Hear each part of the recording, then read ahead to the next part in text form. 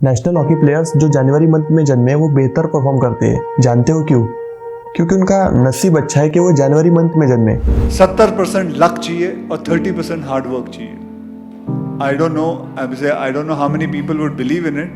हमारा भाग्य हमारे हाथ में होता है, ये भी सच है। भाग्य हमारे हाथ में नहीं होता, ये भी सच है। एक आध जगह तुलसीदास जी लिखते हैं, होई सोई जो राम रचि राखा, वही होगा जो ईश्वर ने तय किया है। Which is in your hand? Imagine this. There's talent and hard work. What's in your hand? The hard work. Simple. Yeah. Thing that is not in your hand, don't stress about it.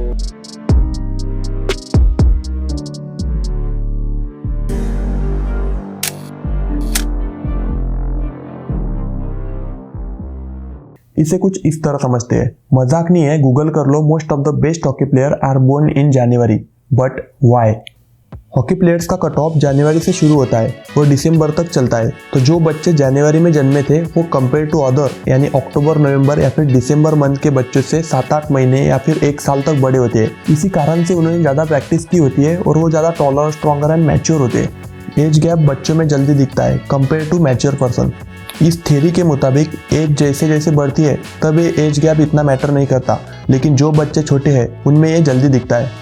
यानी जनवरी month के बच्चे, उनके 4 time chances ज़्यादा है कि वो pro hockey player बनेंगे। लेकिन आप अगर नेशनल हॉकी प्लेयर से पूछेंगे कि आप इतने सक्सेसफुल कैसे बने, तो वो कहेंगे hard work, great coaches, their parents, get up at 5 AM, so on.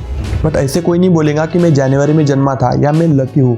हालांकि हार्डवर्क तो उन्होंने भी किया है, बट इंसानी फितरत है, अच्छे को छुपाओ और बुरा रिप्रेजेंट करो। इन हॉकी प्लेयर्स पे आगे बात करेंगे। अब चलते हैं सेकंड एग्जाम्पल पे। मान लो आप 2 दोस्त हैं, अच्छे दोस्त, आपने बहुत पढ़ाई करी, हार्डवर्क किया जिससे आप इंटरव्यू क्रैक कर सको। अब आप दोनों का इंटरव्यू शेड्यूल्ड है किसी XYZ कंपनी में। आप सुबह उठे, अपनी अपनी बाइक ली और इंटरव्यू के लिए निकल पड़े। अब आपके दोस्त का एक्सीडेंट होता है जिसमें उसका पैर फ्रैक्चर हो जाता है। अब आपने इंटरव्यू दे दिया, आपको जॉब भी लग गई, लेकिन आपके दोस्त को जॉब नहीं लगी। क्या उसने हार्डवर्क नहीं किया था? क्या उसने प्रिपरेशन नहीं की थी? एब्सोल्युटली करी थी, लेकिन एक्सीडेंट हो गया। वो भी क्या कर सकता है? क्या कर सकता है मतलब उसको बाइक ढंग से चलानी नहीं आती, समझता नहीं है, अब गई जॉब, बैठो घर पे। व्यूअर्स थोड़ा ध्यान दे, एक पहेली जैसा है। ये भी हो सकता है उसने बाइक ठीक चलाई होगी और सामने वाले की गलती रहेगी। ये तो पूरा लक हुआ, यानी नसीब में ही जॉब का मिलना नहीं था। रियली, या तो उसने बाइक सच में फास्ट चलाई या रोड रैश किया जिससे उसके एक्सीडेंट होने की प्रोबेबिलिटी और बढ़ गई। प्रोबेबिलिटी, अब ये कहाँ से आई? बड़े बड़े सक्सेसफुल हार्डवर्किंग पर्सन हमेशा प्रोबेबिलिटी पे काम करते हैं। प्रोबेबिलिटी यानी संभावना। बाइक चलाने के स्किल्स, रूल्स को सीखना और नॉर्मल स्पीड पे चलाना, रोड रश नहीं करना, ये आपके एक्सीडेंट होने की प्रोबेबिलिटी को कम करेगा। मैं ये तो नहीं कहूँगा कि उससे आपका एक्सीडेंट नहीं होगा, लेकिन प्रोबेबिलिटी कम होगी कंपेयर टू वो लड़का जो विदाउट स्किल सेट और रूल्स के फास्ट बाइक चलाता है। इसके एक्सीडेंट होने के चांसेस बेहद ज़्यादा है। This is called probability. हमें हमेशा याद रखना चाहिए, लाइफ में आपके हाथ में बहुत कम चीज़ें होती है। साइगन यार्चिन, जो कि दुबई के सेल्फ मेड बिलियनियर है, उन्होंने कहा था, if you have 1% chance then try 100 times. वही Gary Player, the famous golfer and winner of 9 major championship. And now you're traveling around in private jets and you have a great man like Nelson Mandela who I... उनका coat है, the harder I practice the luckier I get. यानी practice कर करके वो अपने luck की probability को कम करते हैं, क्योंकि लक तो आपके हाथ में नहीं है, कभी भी कुछ भी हो सकता है, लेकिन हार्डवर्क आपके हाथ में है, वो तो आप कर सकते हो। तो अब आपके दोस्त के साथ क्या हुआ? उसके पास जॉब नहीं है और पता नहीं कब लगेंगी, यानी वो अब कुछ वक्त आपसे पीछे है, 2-4 महीने या 1 साल भी। जिन्हें सक्सेस होना है किसी भी फील्ड में, किसी को जॉब सक्सेस है, किसी के लिए अमीर बनना सक्सेस है, कुछ भी हो, लेकिन वक्त तो कीमती है। अब उसके 2-4 महीने वेस्ट गए, यानी एक्चुअल हार्डवर्क करके भी जॉब नहीं मिली, तो अब क्या पूरा नसीब पे छोड़ दे? बिल्कुल नहीं। जो चीज़ें हमारे हाथ में है वो करनी पड़ेगी, यानी हार्डवर्क और प्रोबेबिलिटी पे फोकस करना होगा और साथ में मिस्टेक्स अवॉइड करनी होगी।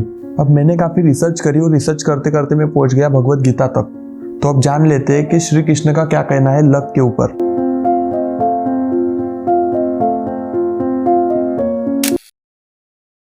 भगवान श्री कृष्ण ये कहते हैं कि तुम्हारा नसीब तुम्हारे कर्मों पर निर्भर करता है। हमें बचपन से सिखाया गया है कि जो बोओगे वही पाओगे, यानी कर्मा इज क्रूशियल। कर्म और नसीब एक ही सिक्के के 2 पहलू है। बट व्हाट इज कर्म? सोचो कि अगर सच में उसने रोड रैश किया था, इसीलिए उसका एक्सीडेंट हुआ, यानी उसको उसके कर्मों का फल मिला, इसीलिए श्री कृष्ण का कहना है कि कर्म करते रहो, अच्छे कर्म, जिससे जिंदगी जीने में आसानी होगी। लेकिन जरा सोचिए कि जो हॉकी प्लेयर्स है उनको जनवरी मंथ में अगर पैदा होना है तो वो ऐसे क्या कर्म कर सकते हैं कि जिससे वो जनवरी मंथ में पैदा हो? पॉसिबल है?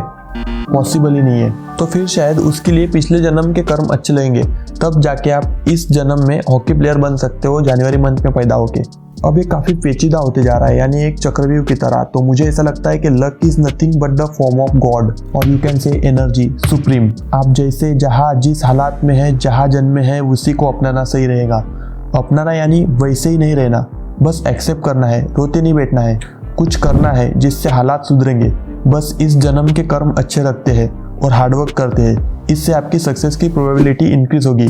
और अगर आपका नसीब अच्छा है तो इससे आपको जल्दी सक्सेस मिलेगी।